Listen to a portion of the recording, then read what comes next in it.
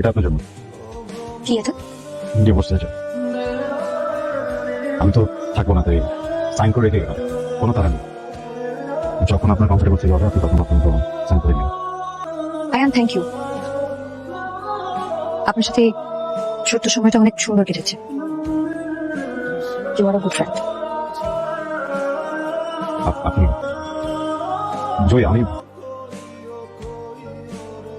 আব্বা, তোর কিন্তু একটা মন্দের পেশ আছে। তুই বিদেশে যাওয়ার পর একবারে যোগাযোগ বন্ধ করে দিস। এবার যেন এরকম করিস না। তুই নিজের খেয়াল রাখিস, ঠিক আছে? পৌঁছে ফোন দিস।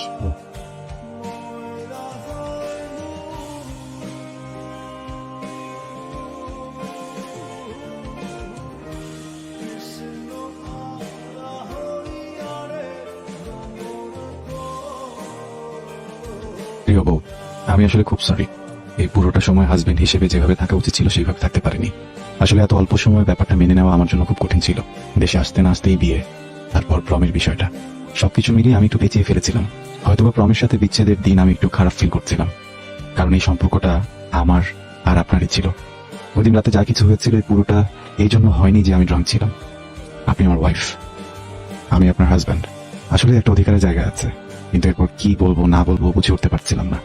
ভেবেছিলাম হয়তো আপনি কিছু বলবেন, আপনিও কিছু বলেননি, আর আমিও কিছু ফেস করতে পারছিলাম না। কিন্তু এখন বলতে চাই, আমি আপনাকে ভয়ঙ্করভাবে ভালোবাসতে চাই, একটা সুন্দর সংসার সাজাতে চাই। আমরা কি আমাদের অতীতটা ভুলে প্লিজ নতুন করে স্টার্ট করতে পারি?